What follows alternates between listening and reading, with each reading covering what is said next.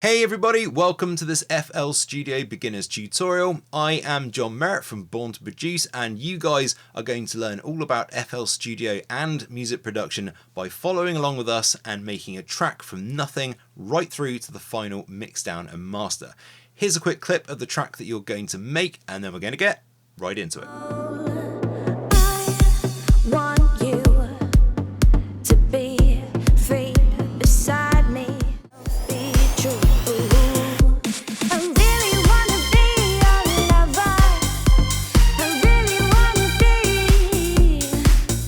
So this is going to be loads of fun, and the first 4 lessons are completely free and enough to get you started in FL Studio, so let's get on with it.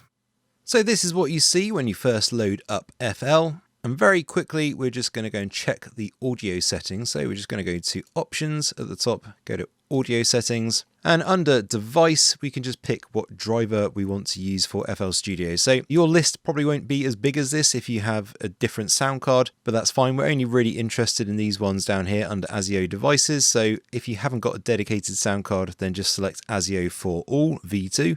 And if you do have a dedicated sound card like I do, then I've got the Fireface drivers, so just select that. That's the best option, but if you don't have that, just select ASIO for all. Okay, so that's it for the settings. Now, I know this interface at first glance can be a little bit overwhelming when you first open it up, but rest assured we will be looking at and mastering all of it as we go through this course. But we want to get making music straight away, so let's look at the browser on the left-hand side. And if you can't see the browser for some reason, you'll just have to expand it out. So just bring it over and expand that and you'll be able to see the browser. Now the browser has sort of 3 tabs at the top. You're only interested in this one on the left. Don't worry about the other 2 for now, that's fine. And this browser is where you find all of the media like audio samples or plugins or instruments that you can then bring into your project. It's not the only way to bring things into your project, but for audio specifically, it's the most commonly used. So what we want to do is navigate down to where it says Packs, click on it to expand it. Now in the packs are sort of many different types of audio samples that come with FL Studio. Now let's just click on drums, then click on kicks. Now all of the samples in this particular pack, this drums pack, are all what is known as one-shot drums. So they're just singular drum hits, as you can hear, and you can just click on them to audition what they sound like. So once you've picked a kick that you like, now I'm going to actually just expand this a bit so you can see all of the writing. And I know which kick I want. I want the Monster Kick 062. Nice fat bassy thing. And all you got to do to bring it into the project is literally click it and then drag it up. And I'm actually just going to drop it on top of where it says kick, just to replace the current kick that's in the project. So there are many other types of samples, of course. You've got loops and all sorts of things, but we're going to get to that later in the course. For now, we understand where we can actually find media in FL and we know how to bring it into our projects. But first of all, I want you to focus on 2 things. And the first thing is the channel rack, this thing here. And the second thing is how patterns work in FL. So let's start with the channel rack, which you can actually show or hide by clicking this button here or hitting F6 on your keyboard. And the channel rack shows every single item, also known as elements, as they're basically the building blocks of your track, like the kick, the hat, the clap, or it could be an instrument playing a lead or whatever. They're all elements. So FL Studio always opens up with 4 default elements loaded. The kick, which we've actually just replaced with our own kick, we replaced with this one, the clap, the hat, and a snare. And if you want to actually hear what these sound like, you can just hold Control or Command on your keyboard and then click it. And you can audition the sounds that are loaded into your channel rack. So if you just left click without holding Control or Command, it will actually bring up the channel properties, and we'll be diving into these later, but for now we can actually just close it. And next to each element in our channel rack is this thing. This is called a step sequencer. So we really only use the step sequencer for things like drums, so we can program in beats. So as it's shown here, the step sequencer represents 1 bar. And if I add a kick to the start of each beat, then we'll have a standard house beat. So it's 1 bar divided into 4 beats, and it will just play like 1, 2, 3, 4, 1, 2, 3, 4, like so. So you can play what patterns you're working on by clicking this little speaker icon up here next to channel rack. Or as long as you've got it in pattern mode, so not song but pattern mode, you can hit the play button or you can hit space on your keyboard to start and stop. So in the channel rack, I can just click with my left mouse button to add a step, but if I put something in that I don't like, I can just right click it to delete it. You can actually draw in multiple just by clicking and holding, and the same with deleting as well. Apart from that, the controls we have are the volume with this dial here. And if you change the volume and you don't like what you've done, you can always just hold Alt or Option on a Mac and then just click it, and it'll reset it back to its original value. And then we've got panning, which means you can pan it to the left speaker or the right speaker. And again, if you don't like what you've done, you can just hold Alt or Option and click it to reset it. But the controls as they are absolutely fine for now. So we've got our basic kick pattern, but at the moment it's just a little bit too fast, so I'm going to change the tempo of our project. So at the moment it's at 130. I can just click there and drag down, and I'm just going to set this at 124. It's about the right sort of speed. Okay, so let's add a clap in. So a clap in almost all genres, but especially in house music, goes on the second and the fourth beat, like so. Sounding good, but the clap is just a little bit too loud. So let's turn it down using the volume control over here.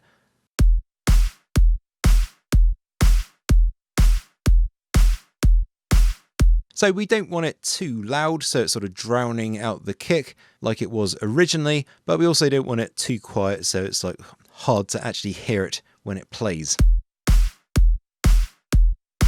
So somewhere about there is okay for now. We're going to be mixing this later on in the course, so it doesn't have to be completely perfect right from the start. Now, really important point to remember here is as you bring new elements into your project, you always want to turn down the new element so it's balanced with the kick. Don't do the opposite and turn the kick up to be as loud as the new element, or what's going to happen is the volume level of your whole track is going to get louder and louder, and your project will basically become really hard to handle.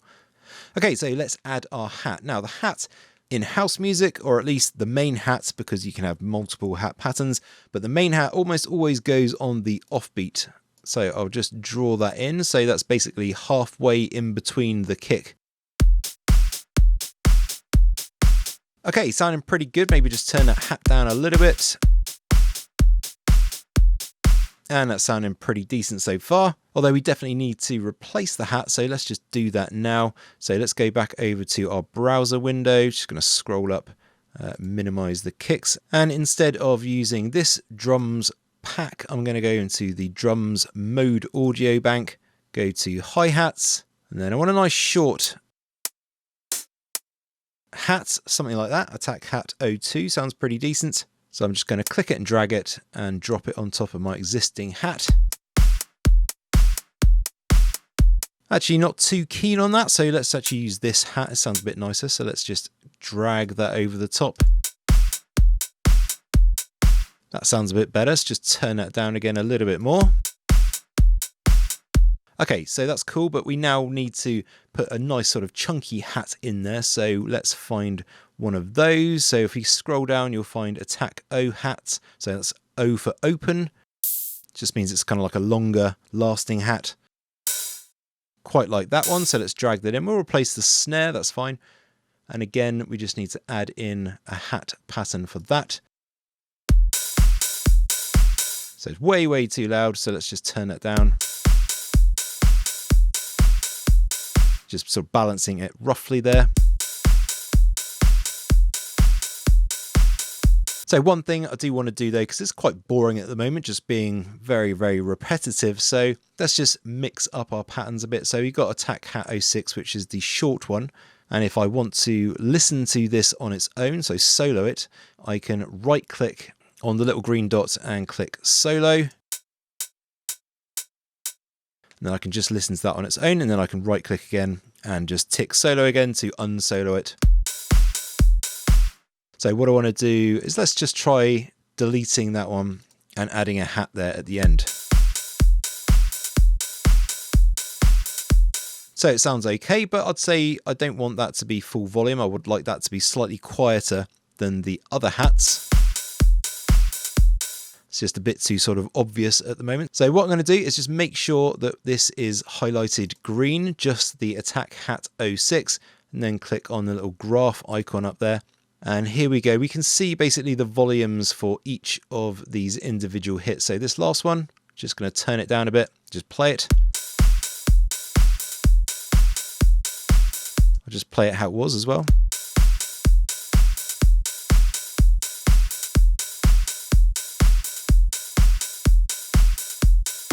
So it just kind of softens up that last hit. That's all, nothing too crazy there. And then I can just click the graph again to get rid of that. So there we go, we've got a slightly more interesting, slightly funkier house beat. So let's get this into our arrangement, and then in the next lesson we'll actually get to making a really cool bass line to go with our drum beat. But first, you really need to understand how patterns work. So everything that we have just done in the channel rack is going to be part of pattern 1. We know it's going to be part of pattern 1 because that is what's showing here. If I click the little plus icon and just hit enter, we can see that we're now in pattern 2, and we can see that our channel rack is now blank. So for example, if I go and just draw in another sort of drum pattern, say for example just a constant load of hats, and if I play that, that's what's in pattern 2 now. And if I go back to pattern 1, you can see we've got our original beat that we just made. And again, if I go back to pattern 2, so these patterns, once I select it here in the pattern picker, I can then actually draw that into our arrange window, also known as the playlist. So to draw things in, you either want the paintbrush tool selected or the draw tool. Probably easier just to use the paintbrush because you can draw in multiple items in one go. And then I can just draw in, say, 4 bars, for example, of pattern 1. And if I select pattern 2, I can draw in pattern 2. And note as well, just like in the channel rack, if I want to delete something in the arrange window, I'll just right click it or do it multiple times to remove it. And then I've got my 2 different patterns loaded into the arrange window. Now, really important, if I just hit spacebar at the moment to play the track, it's still in pattern mode up here. So what I need to do is either change this from pattern mode to song mode, and then when I play, you can see that it's actually playing in the arrange window, or I can play what's in this window by clicking the little speaker icon here as well. And if I just want to go back and listen to an individual pattern that's in the channel rack, for example, pattern 1, then I'll just change this again from song to pattern. So there are kind of 2 different areas which you can play in FL Studio. You've got your sort of patterns that you make in the channel rack, and then you've got whatever's in your arrange window. So let's just quickly recap what we've learned. So we have our channel rack where we have all the individual elements that are going to make up our track. Obviously there are only 4 at the moment, but we'll be adding many more as we progress. Then we have patterns, which can be made up of either single or multiple elements from the channel rack. Then we have our playlist or arrange window where we draw in patterns. And this is where we actually sort of build the structure of our track and make it into a complete song. And really that's how FL Studio works. But don't worry if this isn't sinking in right away. As we progress through the course, we're going to be kind of doing this over and over, and you're going to get a much deeper understanding of how this all works as you progress through the course. Okay, so that's it for the first lesson. In the next lesson, we'll be adding the bass line. Thanks very much for watching. I'll see you in the next one.